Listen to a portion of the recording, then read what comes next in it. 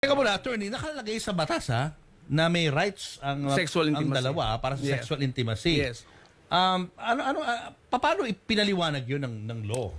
Ano nakasaad doon? Ano exactly yung nakala? Oo. Let's say for men, Kasi yun ano nga, kanilang rights? kaya baka natanong nga ni Robin yun. Kasi Nakita yun ang niya kanyang siguro. basis. Oo. Na may rights ang dalawang partido sa sexual intimacy. But yet you said men and women Oo. are different. Yes. So what are In the science, specific yeah, in Yes, science. In But science. what are the specific rights of men? Yung ini-invoke ni Senator Robin. Ano eksakto 'yun?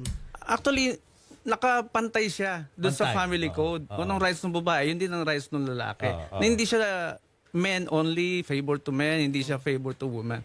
Nandun yung equality clause sa family code talaga.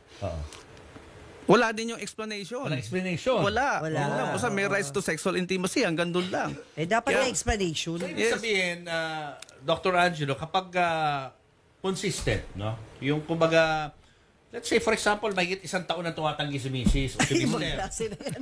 Na makipagtalik sa kanyang partner.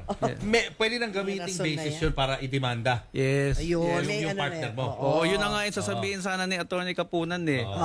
Yung psychological aspect, yung Correct. inability Yes. to provide or perform. Oo, the kailangan may marital marriage obligations. counseling na. Kasi there lies the problem already. Yes. Tama ka dyan, Papu. Pero yung pa isa-isang gabi, pagod si Mrs. Alam mo, there's so many things going on. Yes. Respetuhin na lang ng alam mo, Papo, di ba?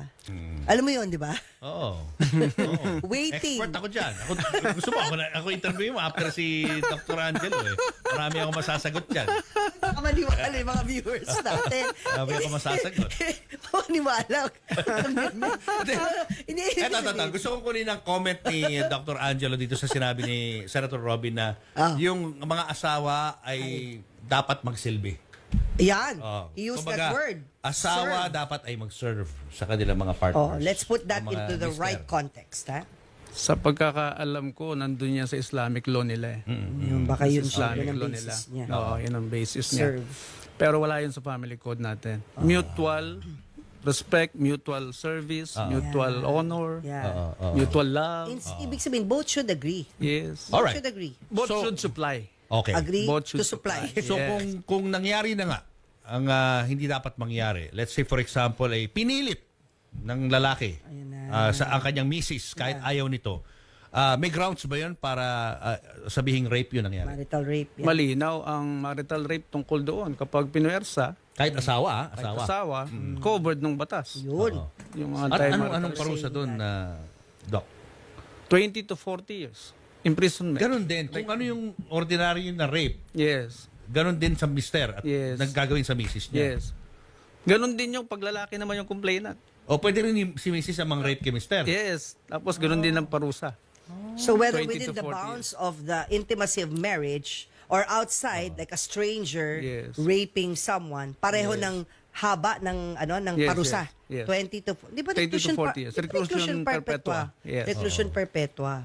Okay. O tandaan niya na ng mga mister na Pwede nakikinig pala sa kayo atin kasuhan ngayon. ng misis at mister na ninyo. pinapaira lang yung machismo mentality. Hindi porket married kayo sa inyong misis, pagmamayari nyo na ang inyong misis at ang kanilang katawan, respetuhin nyo. Huwag nyong pipilitin kung ayaw.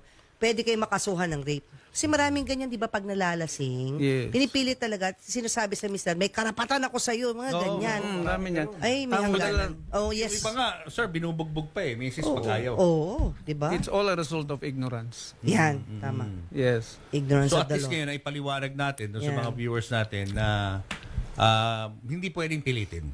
No? Kahit nakasaad yan sa batas na may rights kayo sa sexual intimacy, pag wala sa mood ang magkabilang partido, huwag niyong pipilitin. Yan. Mutual respect yan. Respetuhin niyo ang Yeah. isa't isa. Saka, ang rights laging may kakambal. Obligations. Yeah, tama. Hindi ba pwedeng Rights, responsibility, Doc obligation. Angelo, hindi ba pwedeng magkaroon ng revision sa law Oo. at i-insert natin yung sinasabi mo na scientific, di ba, na reasons. Kumbaga may exceptions. Panahon na para i-revise. Di yan. ba? Yeah. So at least hopefully something good will come out of this hearing. Yeah, yeah. Na maisingit natin yun, yung Yeah. pinag-uusapan natin ngayon na True. scientific na paliwanag. Yeah. Di ba? Tama, oo. And it ain't bad yung sinabi ni Robin kanina. Anong gagawin ko? Magdasal? Sabi niya. Oo, magdasal. Pwede. Sabi niya, anong gagawin ko? Matulog? Tama, itulog mo.